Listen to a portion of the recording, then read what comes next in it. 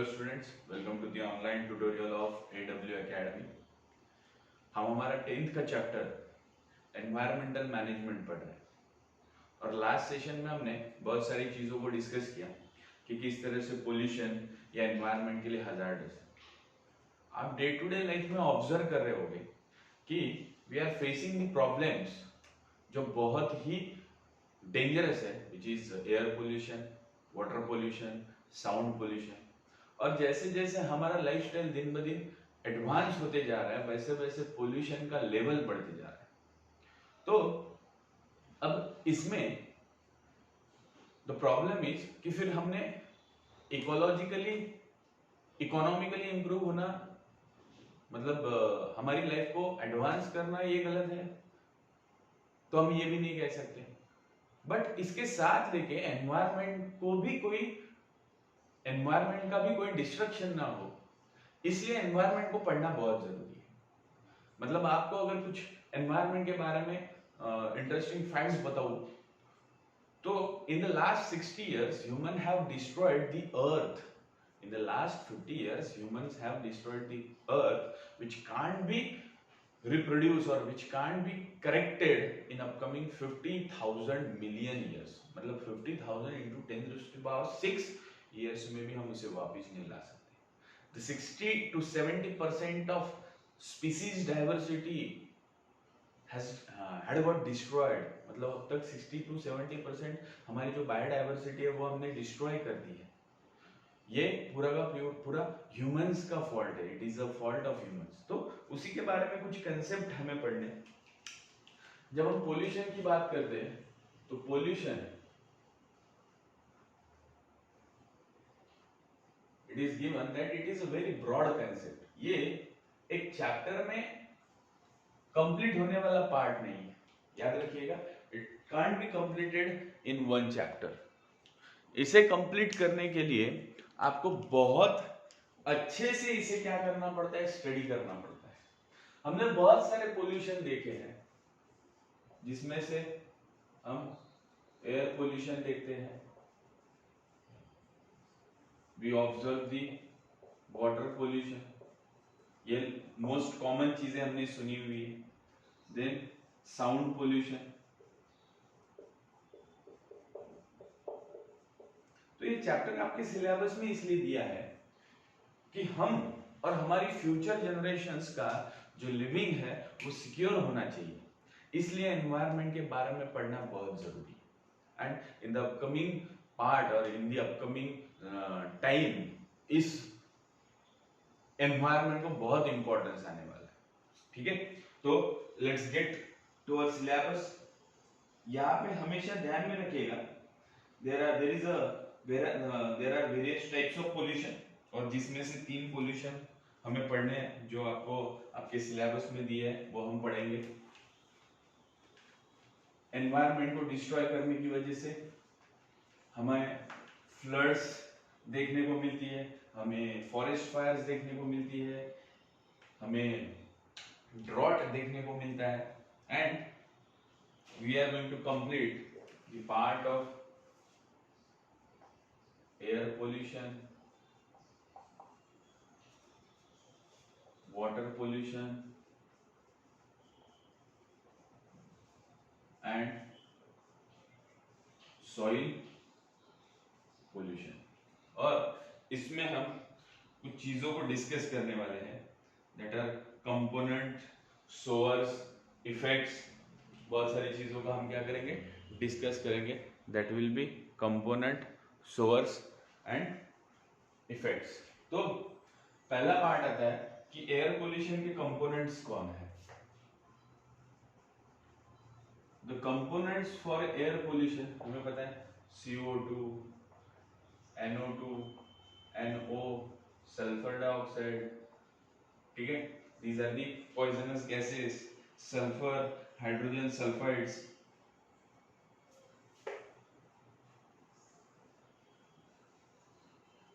These are the gases.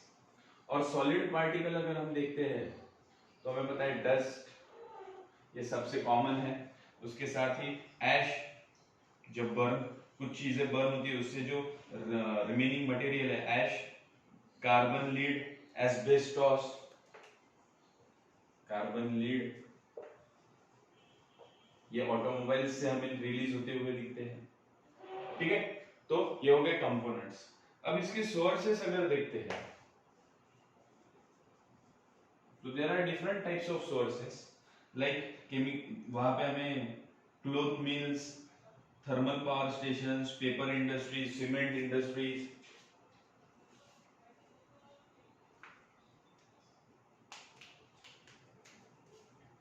Cement industry, thermal power plant, ज्याला औष्णिक विद्युत केंद्र म्हणतात,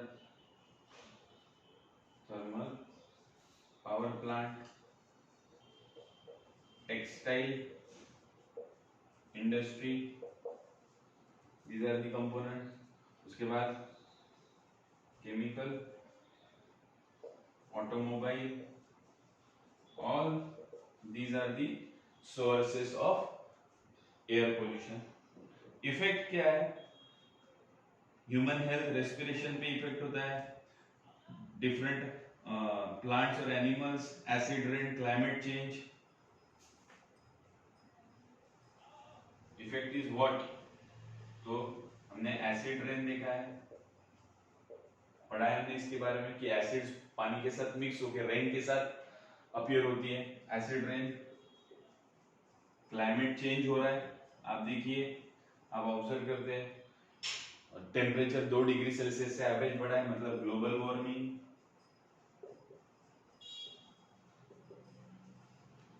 ओजोन डिप्लीशन।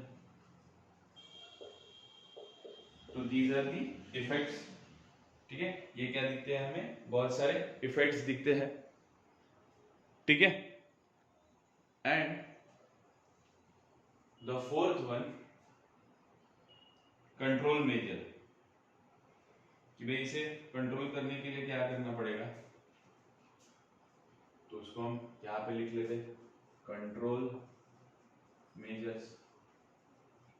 हमें एडवांस टेक्निक्स यूज करनी पड़ेगी, यह है। उसके बाद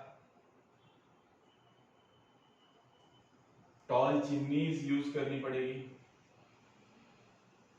और उसके साथ ही हमें स्टडी और रिसर्च करना पड़ेगा कि हम कुछ चीजों को, जैसे कि अगर हम फॉसिल फ्यूल्स का यूज कम करते हैं, हम विंड मिल्स की तरफ जाते हैं तो पावर स्टेशन का यूज कम होगा, हम सोलर सेल्स की तरफ जाते हैं या सोलर एनर्जी से इलेक्ट्रिसिटी प्रोड्यूस करते हैं ज्यादा अमाउंट में, तो हम पावर स्टेशन का यूज कम करेंगे। और ज्यादा एडवांस लाइक मतलब ज्यादा टेक्सटाइल्स, मतलब ज्यादा कपड़े हमने यूज नहीं करने चाहिए, हमारी नीड के हिसाब से हमने उसको यूज करना चाहिए। तो that are the control measures. Now water pollution. Water pollution के लिए there are 2 components, biotic, abiotic, there are 3 components, biotic, abiotic and organic. But हमें पता है, हमें उनके नाम लिखने हैं। ठीक है, वाटर में कंपोनेंट्स की अगर बात करते हैं, यहाँ पे हम कंट्रोल मेजर्स लिखेंगे। तो हियर सीवेज पानी में मिक्स होना, बराबर है, पेस्टिसाइड्स पानी में मिक्स होना, उसके साथ ही केमिकल फर्टिलाइजर्स, हेवी मेटल्स का मिक्स होना, sand, soil, dust, sand, soil, dust, ये भी पानी को खराब कर देती है। उसके बाद मेटल्स, हेवी मेटल्स जिन्हें बोलते हैं हम। उसके बाद bacteria and viruses, all these are the components. हमारे घर से जो पानी निकल रहा है वो बिना फिल्टर किए, बिना सीवेज ट्रीटमेंट किए, उसे कोई भी प्यूरिफिकेशन ना करते हुए पानी में ऐड कर दिया जाता है। खेत में हम पेस्टिसाइड्स यूज कर रहे हैं, हर्बिसाइड्स यूज कर रहे हैं, उन सभी का यूज करने के बाद जब when there is a rain, उस पानी के साथ वो सभी रिवर्स में मिक्स हो जा रहे हैं और at the last time they are mixing into the sea water. तो ये क्या है? उनके कंपोनेंट्स है। सोर्सेस क्या है, तो इंडस्ट्रियल वेस्ट है, डोमेस्टिक वेस्ट है, सीवेज है, इंडस्ट्री से सोर्सेस क्या रहेंगे, इंडस्ट्रियल वेस्ट जो बिना फिल्टर किए पानी में ऐड किया जाता है, बराबर है। उसके बाद पेस्टिसाइड्स जो फार्म्स में यूज किए जाती है, वो भी पानी के साथ मूव होके रिवर्स में मिक्स हो जाएंगे। Then here also textile industry, बहुत ज्यादा पानी का यूज वहां देखा जाता है, ठीक है। नेक्स्ट है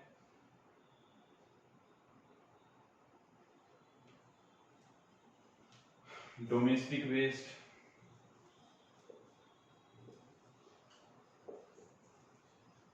सीवेज जो पानी, जो खराब पानी हमारे घर से निकल रहा है, डोमेस्टिक वेस्ट मतलब जो ओवरऑल हटेलिंग जैसी चीजों से या और कोई क्या बोलते हैं, कोई सर्विसेज जो मार्केट्स में अवेलेबल रहती है, उनसे अगर कोई वेस्ट आ रहा है तो that is the domestic waste. What is the effect, effect में ध्यान में रखिएगा ये वाटर बॉर्न डिसीजेस के लिए रिस्पॉन्सिबल रहता है, एक्वेटिक एनिमल्स को डिस्ट्रॉय करता है। इफेक्ट क्या रहेगा,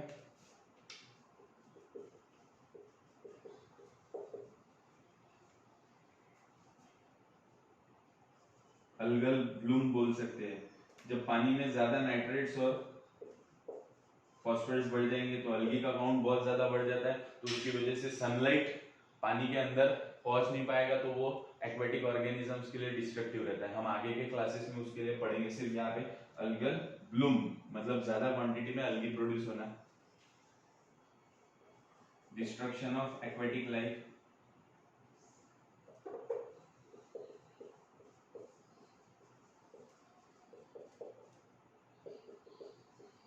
destruction of aquatic life, waterborne disease,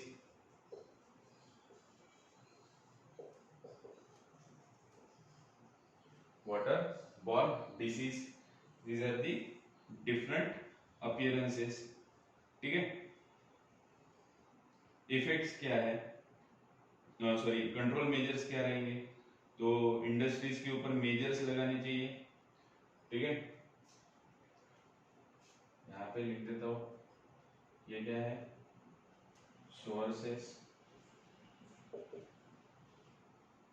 याद रखिएगा सोर्सेस, और आपको कंट्रोल मेजर्स यहाँ पे बताऊंगा, ध्यान में रखिएगा, ठीक है। इसे अच्छे से नोट कीजिए।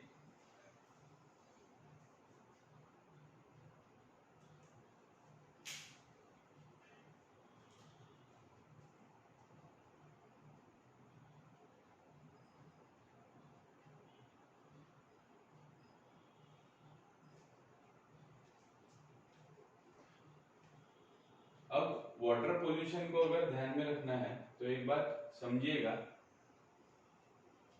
when we talk about the control measures, तो यहाँ पे आपको ये समझना है कि जो भी इंडस्ट्रीज से पानी आ रहा है आउटपुट में, उस पानी को प्यूरिफाई किए बिना उसका एडिशन नहीं होना चाहिए रिवर्स में, उसके लिए बहुत स्ट्रिक्ट रूल्स अप्लाई करने पड़ेंगे।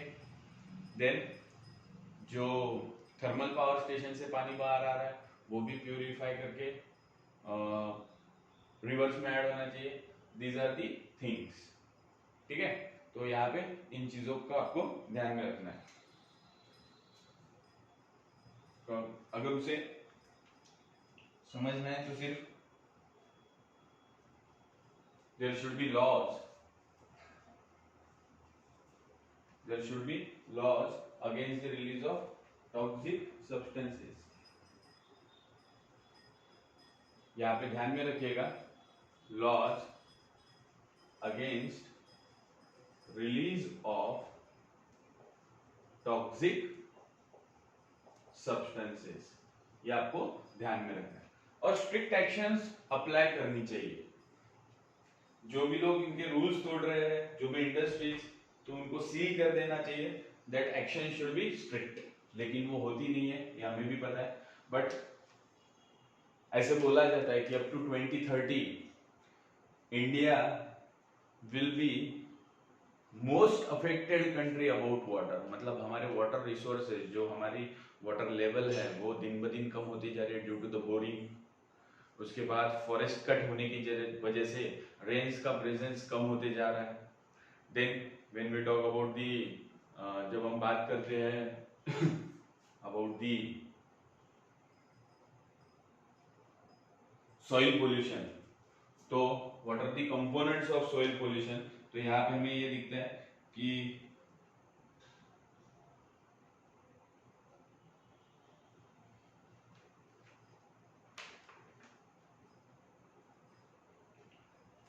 अगर हम एक्सेस ऑफ फर्टिलाइजर्स यूज करते हैं,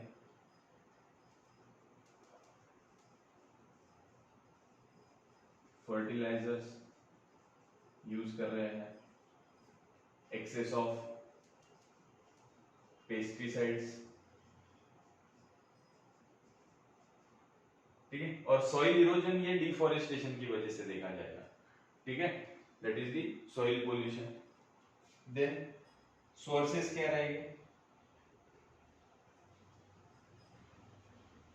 सोर्सेस ध्यान में रखिएगा,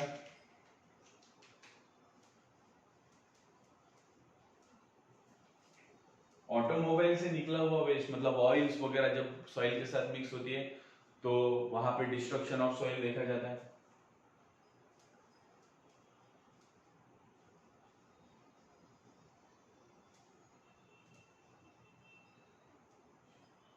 ऑटोमोबाइल वेस्ट बोल सकते हैं, chemical industries,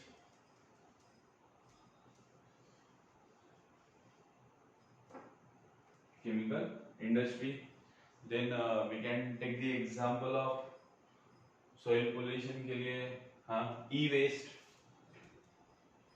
sorry medical waste जो डायरेक्टली सरफेस के ऊपर डंप किए जाते हैं, मेडिकल वेस्ट, ठीक है। Then there is a plastic waste,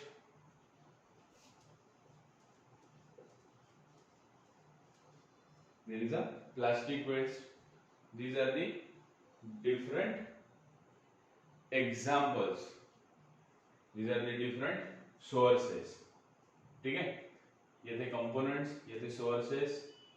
now let's go for the effect। Effect की अगर बात होती है तो इसकी वजह से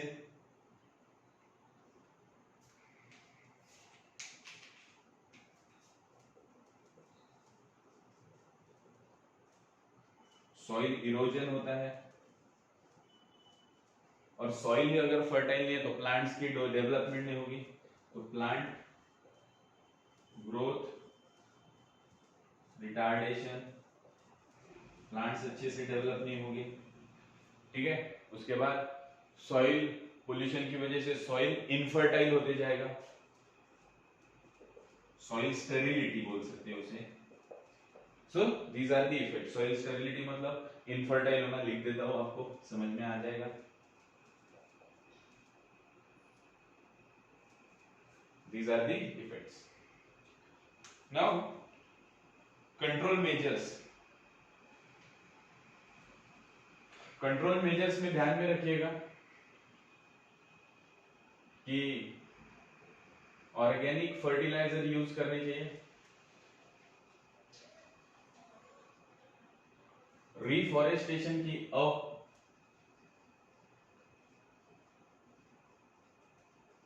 रिफॉरेस्टेशन मिलना चाहिए। So these are the different effects of air pollution, water pollution and soil pollution. ये अलग अलग इफेक्ट्स हमें यहाँ पे दिखते हैं, एयर पोल्यूशन, सॉइल पोल्यूशन और वाटर पोल्यूशन के, ठीक है। ये आपको अच्छे से ध्यान में रखना है, तो इसे नोट कर लीजिएगा अच्छे से, ठीक है। Now the next part is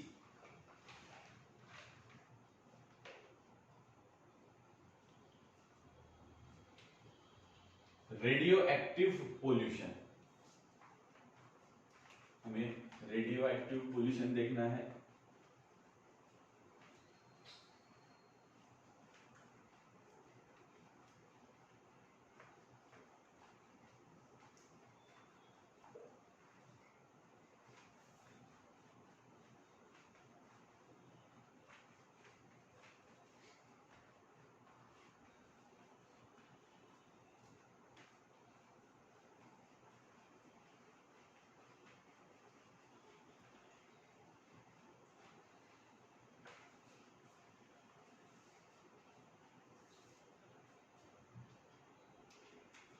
अब रेडियो एक्टिव पोल्यूशन क्या है ये हम देखेंगे।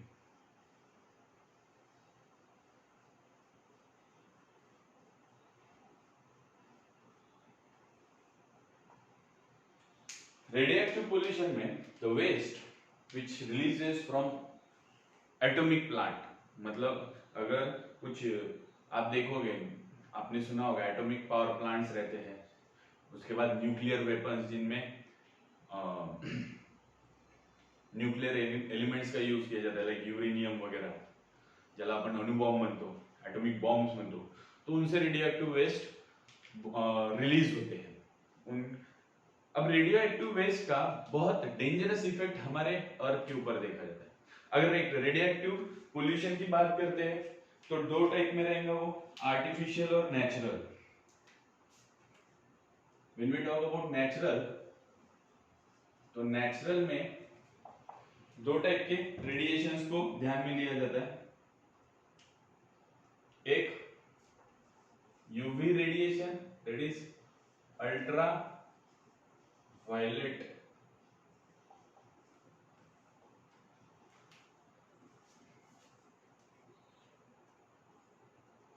ठीक है। यूवी रेडिएशन जो ओजोन लेयर जिसे क्या करती है,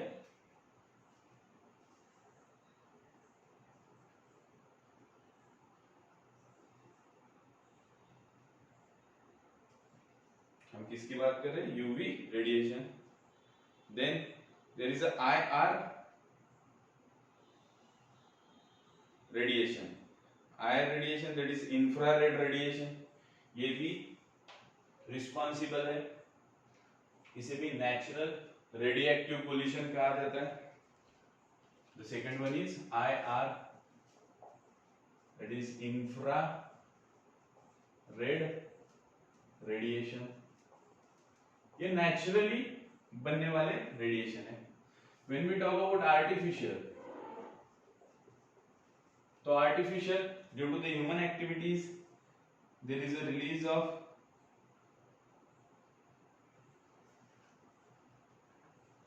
एक्सरेज और radiations from atomic energy plants. Artificial में हम एक्सरेज की बात करते हैं and radiations from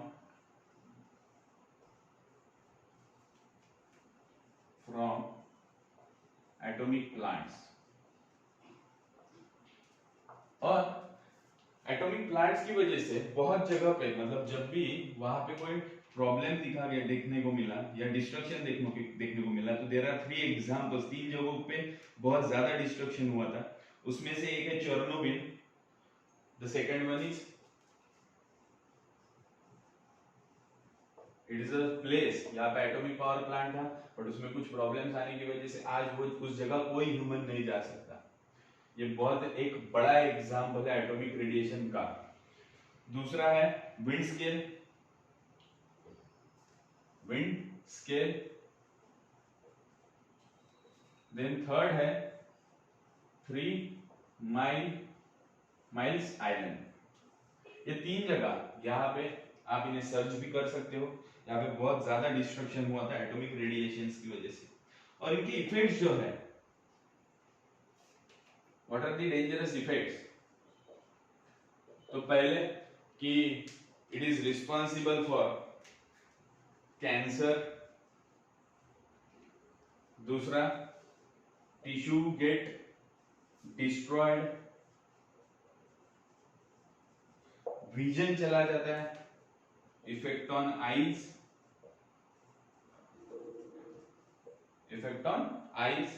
and there is a change in genetics, change in genetic appearance. और ये इफेक्ट्स की वजह से, मतलब अगर रेडिएशंस ह्यूमंस को अफेक्ट करते हैं तो उस ह्यूमन को तो वो डिस्ट्रॉय करता ही है, बट उसके आने वाली जनरेशंस में भी वो देखा जाता है। That are the hereditary effects of radiation.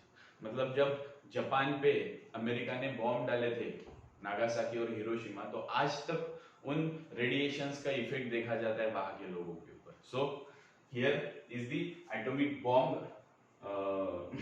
या सॉरी, एटॉमिक पावर प्लांट्स या एटॉमिक बॉम्ब से रिलीज होने वाले रेडिएशन से क्या क्या हो सकता है और कौन से आर्टिफिशियल और नेचुरल रेडिएशन है, ये हमने देखा।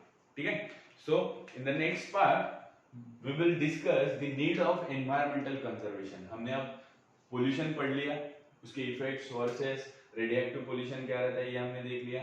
ठीक है, नेक्स्ट पार्ट में हमें एनवायरमेंट को क्यों बचाना है, इन चीजों के ऊपर डिस्कस करेंगे। So thank you for watching the video.